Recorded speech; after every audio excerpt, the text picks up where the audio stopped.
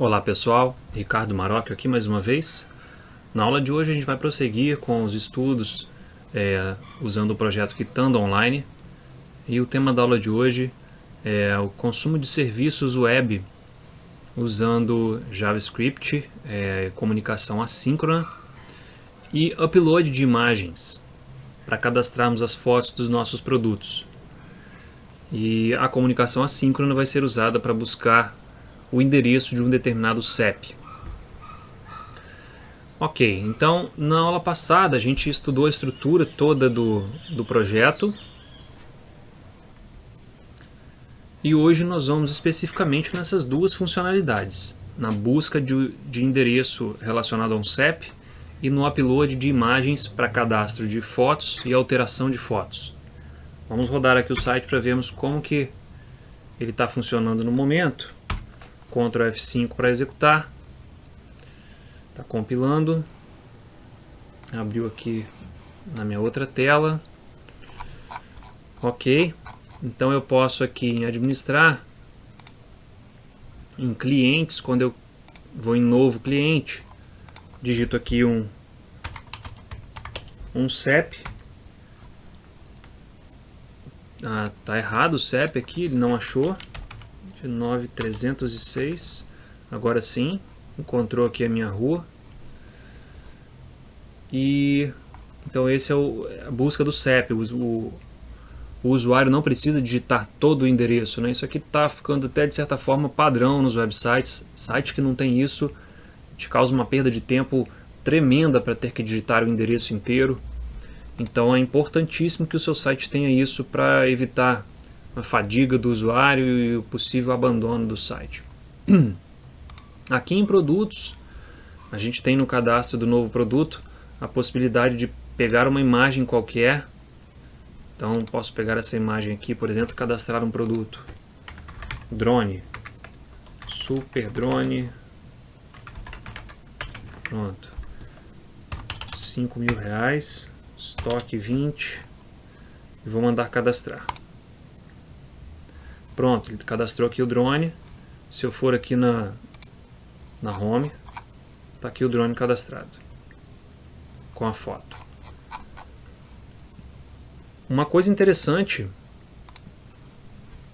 que eu implementei aqui, que eu vou mostrar para vocês, é que quando eu cadastro uma foto, ela é recortada para que ela fique quadrada, de forma que ela não deforme os cards exibidos na página principal.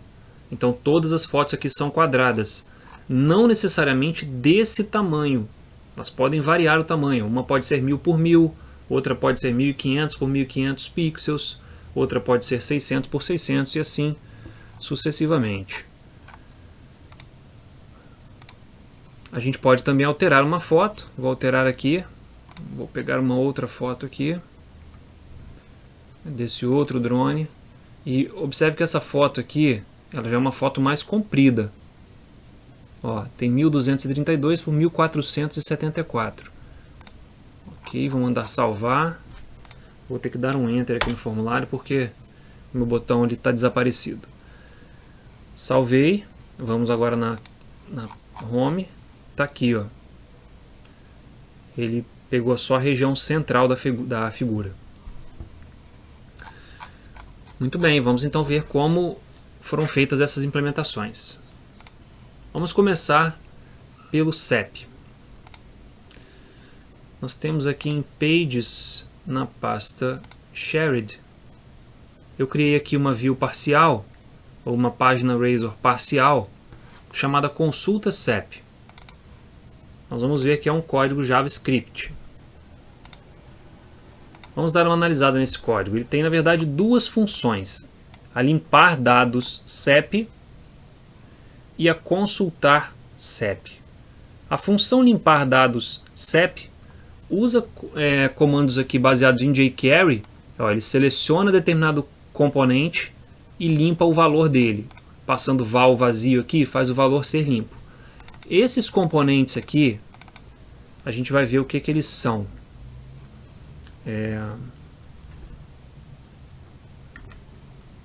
Voltando aqui na página, Administrar clientes, novo cliente. Vamos ver o código-fonte dessa página. Vamos observar uma coisa aqui importante. Está aqui. Aqui eu tenho o campo que eu digito CEP. Digite um CEP, está aqui o input. Cadê o input do CEP? Está aqui. Isso. Aqui está o input do CEP, ó. Esse é o input do CEP. Olha o que ele tem de diferente. O name dele é cliente.endereço.cep. E o ID é cliente underline endereço underline CEP. Ele é um campo visível. Os outros campos, que são logradouro, bairro, cidade e estado, ou F, estão aqui embaixo, ó. Esse. Vamos dar uma olhada lá na frente. Olha o ID. Cliente, endereço, logradouro, cliente, endereço, bairro, cliente, endereço, cidade, cliente, endereço, estado. E esses inputs, eles são do tipo vazio, perdão, são do tipo oculto. Olha aqui o type hidden. São inputs ocultos, eles não aparecem no formulário. O que vai aparecer no formulário, na verdade, é uma única linha de texto contendo todo o endereço. Porém, eu preciso de ter campos de formulário aqui contendo aqueles campos. Porque na hora que eu submeto o formulário, esses campos serão automaticamente associados ao meu objeto endereço lá no código C# que processa esse formulário. Vamos dar uma olhada nesse código C#.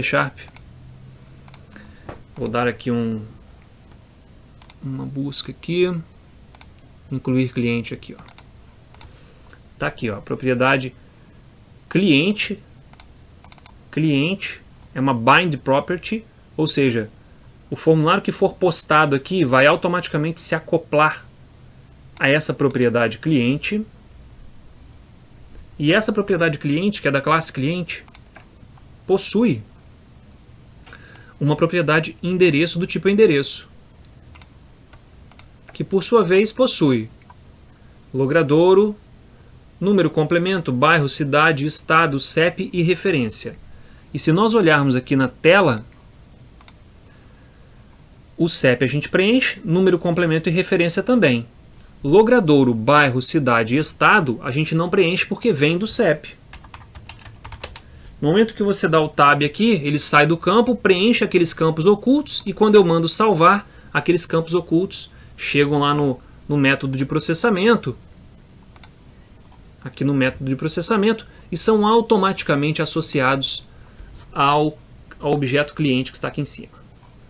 E isso é feito da seguinte forma: crio aqui um novo objeto cliente, faço o endereço do cliente receber um novo endereço. É importante isso aqui porque senão ele dá problema de referência nula aqui no endereço.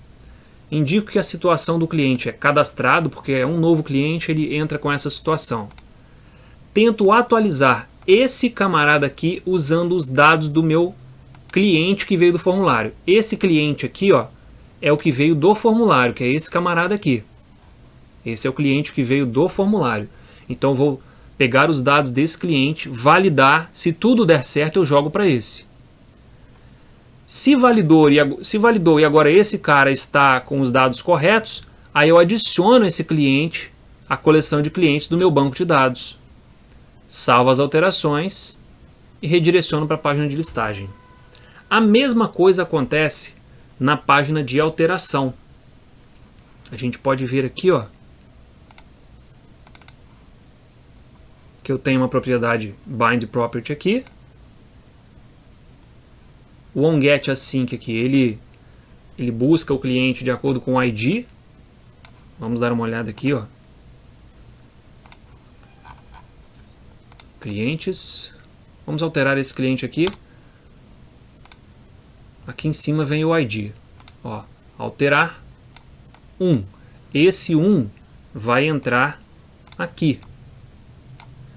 Se o 1 for nulo, ele vai dar um retorno não encontrado. Se esse parâmetro for nulo, ele vai dar um retorno não encontrado. Mas se ele for um número válido, tipo 1, ele vai tentar fazer uma busca aqui na coleção de clientes, dizendo que ele quer o objeto que está nessa coleção, cujo ID de cliente é igual ao ID passado.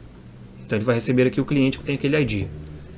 E aí a minha propriedade aqui do bind property vai passar a ter esse objeto preenchido com esse cliente existente. Agora, se for um código de um cliente que não existe, ele retorna aqui, ó, não encontrado, uma página padrão de não encontrado. Caso não seja nulo, ele vai atingir esse trecho e vai retornar a página de alteração. Ele retorna a página de alteração, que é justamente isso aqui, ó. Ele retornou a página de alteração com tudo preenchido. Mas como é que isso aqui vem preenchido? Por conta do vínculo que tem através das tag helpers. Vamos relembrar, o alterar tem aqui as tag helpers, ó. ASP for cliente.nome, cliente.cpf, data de nascimento e assim por diante, como eu já expliquei em outra aula. Ok. Eu dei essa volta toda para explicar para vocês. Na verdade, esses campos aqui, quem são? São os campos ocultos que estão lá no formulário de alteração e de inclusão, que representam o logradouro do endereço, o bairro do endereço, cidade do endereço e estado do endereço. E aqui, no endereço, isso aqui é um campo de texto normal, um campo não, uma linha de texto normal, que na verdade é isso aqui, ó. É isso aqui, essa linha de texto aqui. Quando eu limpo, olha o que acontece. Digite um CEP válido e aguarde.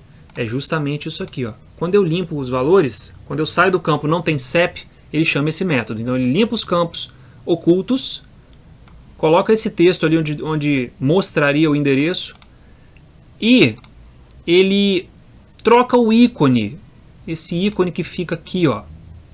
Quando está xzinho é porque é um CEP inválido. Observe que quando eu botar um CEP válido, ele vai aparecer um ícone de processamento ali. 29.306.490. Vou dar o tab. Apareceu o ícone de processamento e agora um check. Vamos ver como que isso acontece, ó. Quando ele limpa os dados, ele remove a classe dnone, é que faz esconder. Então ele remove a classe dnone desse ícone aqui. Tem 3 ícones lá, eu mostro intercalando. Então quando o CEP está inválido, eu mostro esse e oculto esses dois. Agora vamos ver a outra situação. Quando ele dá um tab para sair do campo, essa função é chamada. O CEP vai receber o que ele digitou no campo cliente endereço CEP, valor, substituindo barra por vazio ou caracteres que não são dígitos por vazio. Então ele está pegando aqui somente os dígitos numéricos. Se o CEP for diferente de vazio, ele valida o CEP usando uma expressão regular que diz que tem que ter 8 números de 0 a 9. Isso aqui é um validador usando JavaScript. Então está aqui a validação. Se for válido, primeira coisa, ele oculta o ícone do xizinho, mostra o ícone do carregamento e oculta o ícone do Vzinho, que diz que já foi consultado. Então neste momento aqui ele está carregando. Agora, ó, via Ajax, esse getJSON aqui é um método da biblioteca jQuery. Via Ajax, ele vai nesse site aqui, ó, via cep.com.br/ws/ passa aqui o CEP que veio aqui no campo, complementando aqui, ó, no formato JSON com o callback nenhum. Então, ele vai passar isso aqui que é o nosso serviço web de consulta de CEP.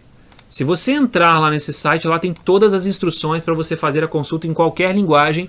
Eu peguei essa função toda aqui, fiz alguns complementos, mas peguei a função para jQuery. Ok, uma vez que ele consiga buscar os dados do CEP, ele vem aqui na função, ó, entra como parâmetro dados. Isso aqui são os dados que ele trouxe do servidor. Aí o que eu faço? Uma vez que ele já buscou, eu oculto o ícone da cruzinha, oculto o ícone do carregamento e coloco o ícone do checkzinho, para dizer que ele conseguiu buscar. Se não há erro nos dados, se não existe essa string erro no conjunto dados, ele vai fazer o seguinte, ó, vai pegar o campo oculto do logradouro e vai colocar o valor dados.logradouro. O do bairro vai colocar dados.bairro e assim para os outros campos. E naquela linhazinha de texto endereço que eu mostrei para vocês anteriormente, que é essa linhazinha de texto aqui, ó, olha o que acontece. Ele coloca o logradouro, vírgula, o bairro, vírgula, a localidade, vírgula, e a unidade federativa no final. Pronto, terminou a nossa consulta. Se houvesse dado erro, se tivesse dado erro nos dados aqui, ele cairia no else, limparia os dados do CEP, que é aquela função lá em cima, e mostraria esse alerta aqui. O CEP informado não retornou o endereço válido. Esse else aqui, ó, é do if valida cep.test. Se o CEP não for válido, eu coloco este CEP está com formato inválido. Por exemplo, vou botar aqui um CEP parcial. Vou tentar sair do campo. Este CEP está com formato inválido. Aí. Por fim, se o campo for vazio, ele não faz nada, ele só limpa mesmo os campos ocultos que estão com endereço, né? Que poderia ser de um outro CEP, ele limpou o campo, então tem que limpar os campos ocultos. Esse último código aqui associa a perda de foco do componente de CEP à execução do consultar CEP. Então o que eu estou dizendo aqui é o seguinte, olha, quando o campo endereço CEP perder o foco, quando a digitação sair dele, né, eu der um tab a partir dele, execute esta função. Traduzindo é isso. E aqui, quando a página abre pela primeira vez, porque esse código é executado quando a página abre, quando o documento está pronto. Terminou a renderização, esse código aqui é criado, é executado. Ele executa o consulta CEP pela primeira vez também, porque se for uma alteração, o campo não vai estar em branco e eu já quero mostrar o endereço para o usuário. Eu não posso esperar ele sair, ele entrar no campo, sair do campo para eu buscar o endereço. Então, quando ele entra na página, se for uma alteração, ele já consulta o CEP, já traz o CEP, o endereço do CEP correto. Vamos dar uma olhada lá no código-fonte para ver se tem mais alguma coisa que não incluir. Não incluir aqui não tem nada.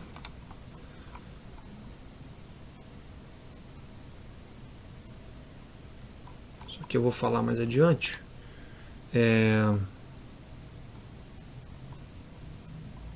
Ok, aqui também, que é o seguinte.